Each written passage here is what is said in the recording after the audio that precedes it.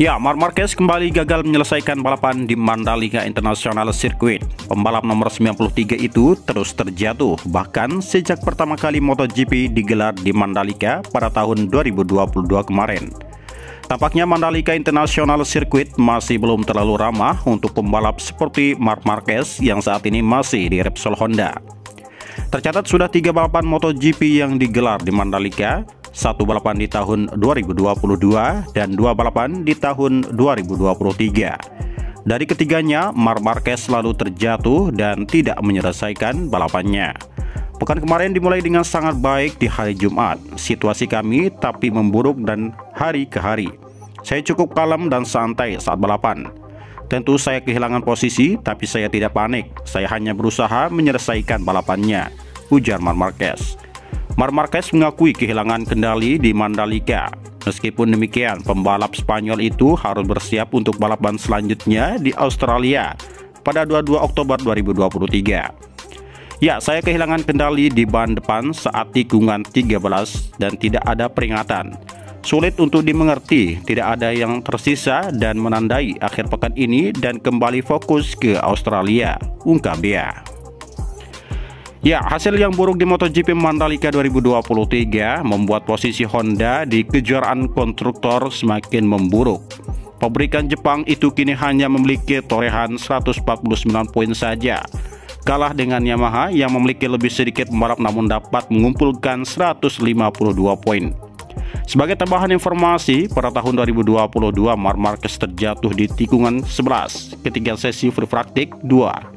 Kemudian pada kualifikasi 1 yang merupakan hanya beberapa jam dari balapan digelar, Marc Marquez kembali jatuh yang membuatnya tidak bisa melanjutkan balapan. Ya, kala itu Marc Marquez dilarikan ke rumah sakit Mataram dengan helikopter. Saat kembali kondisi Marc Marquez sudah diperban dan tim medis MotoGP memutuskan kondisinya tidak fit karena mengalami geger otak ringan.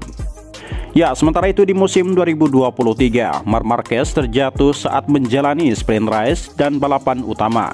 Selama balapan MotoGP Mandalika 2023 berlangsung, pembalap Repsol Honda itu terjatuh hingga 4 kali. Meskipun banyak terjatuh, namun tidak ada cedera yang dialami oleh Marc Marquez.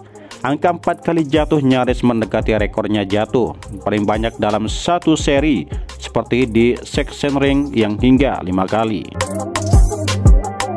Ya, Marc Marquez gagal menuntaskan balapan sprint race MotoGP Mandalika Pertamina Grand Prix of Indonesia 2023 setelah terjatuh pada lap pertama.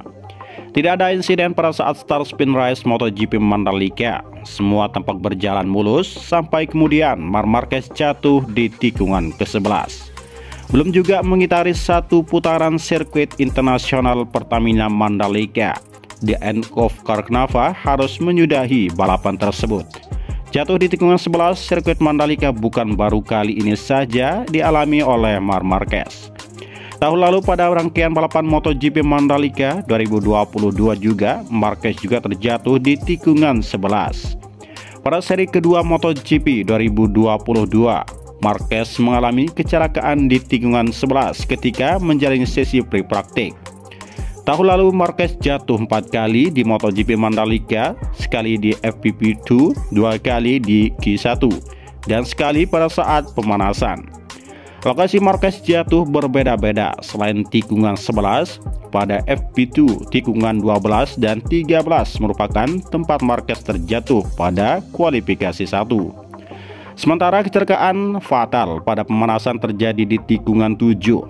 Setelah kecelakaan, para pemanasan Marquez dinyatakan tidak fit dan batal memacu motor pada MotoGP Mandalika 2022.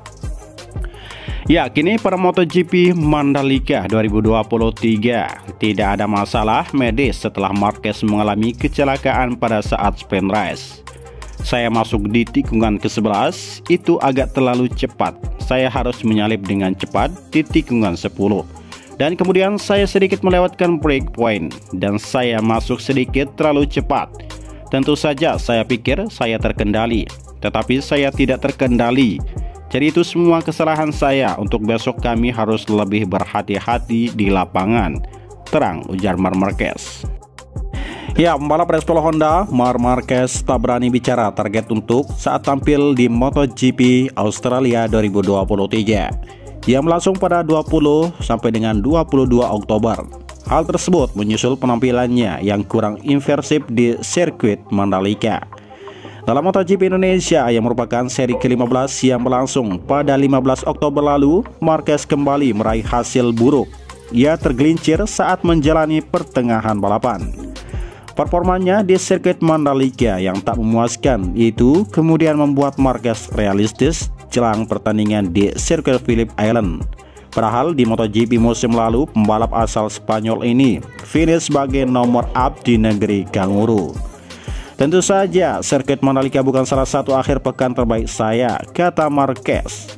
Memang benar pada hari Jumat saya meraih hasil bagus, tetapi selama akhir pekan kami kesulitan dan saya tak mampu menyelesaikan balapan tersebut. Jadi saya tidak punya ekspektasi apapun untuk kedepannya, ungkap Marquez. Kontur sirkuit Mandalika tampaknya masih belum terlalu ramah untuk balapan seperti Marc Marquez. Dan yang saat ini masih menanggapi motor rakitan Repsol Honda itu, pasalnya dari 3 balapan MotoGP yang digelar di Mandalika, semua tak berpihak pada Marc Marquez. Satu balapan di tahun 2022 dan 2 balapan di tahun 2023 tak bisa dikuasai oleh Marc Marquez. Dari ketiganya, The Baby Alliance selalu terjatuh dan tidak dapat menyelesaikan balapan tersebut di sirkuit Pertamina Mandalika International Circuit. Ya, jadi perhelatan Pertamina Grand Prix of Indonesia atau MotoGP Mandalika 2023 di sirkuit Pertamina Mandalika sudah usai. Race Director MotoGP Loris Capirossi memberikan pekerjaan rumah alias PR buat sirkuit Mandalika. Apa saja itu? Mari kita saksikan. Ya, Loris menilai sirkuit Mandalika menjadi salah satu sirkuit paling aman di kalender MotoGP. Salah satunya karena memiliki area runoff yang sangat luas. Meski begitu, bukan berarti sirkuit Mandalika tidak bebas dari PR untuk menggelar MotoGP tahun depan. Menurut Loris, PR-nya adalah membuat lintasan bersih dan membuat lebih banyak bekas tanda ban agar grip motor MotoGP lebih baik. Masalah yang kami hadapi saat ini di Mandalika adalah ada sesuatu yang sedang dibangun. Inilah sebabnya mengapa terkadang trek tidak sepenuhnya bersih. Tapi seperti saya katakan, kami perlu tindakan trek sebelum MotoGP. Hingga seminggu sebelumnya, Anda harus menggunakan seluruh lintasan untuk meninggalkan bekas tanda ban agar grip motor MotoGP lebih baik dan bekas tanda ban. Tapi selebihnya sangat bagus, kata Loris saat ditemui di sirkuit Pertamina Mandalika. Loris menilai pengelola sirkuit Mandalika sudah melakukan pekerjaan dengan cukup baik, terutama soal kebersihan lintasan sebelum balap MotoGP dimulai. Bagi saya, sirkuit tersebut melakukan pekerjaan dengan cukup baik karena pada hari kami tiba di sini, kami mintanya untuk membersihkan dan mereka membersihkan dengan sangat baik. Tapi masalahnya kita tidak punya banyak bekas tanda ban, sebab ketika treknya bersih tapi bekas tanda ban tidak ada, ungkap dia. Ya, menurutnya dimanapun seluruh dunia di banyak sirkuit berbeda pasti banyak aktivitas di lintasan. Dengan begitu sirkuit akan semakin banyak meninggalkan bekas tanda ban yang bagus buat grip MotoGP saat balapan. Ya, jadi di Eropa atau di banyak trek berbeda kami memiliki banyak aktivitas di trek sehingga treknya memiliki bekas tanda ban.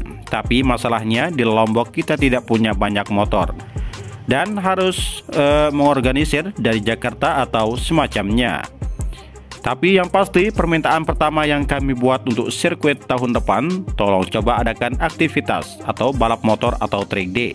Sebelum kami itu yang paling penting karena kita punya masalah yang sama di Argentina, kata Loris. Ya, jadi inilah berita yang dapat admin sampaikan buat teman-teman semuanya. Semoga bermanfaat dan bagi teman-teman yang belum bergabung dengan channel ini, saya ucapkan selamat bergabung dan saya ucapkan terima kasih banyak yang telah memberikan dukungan kepada channel ini.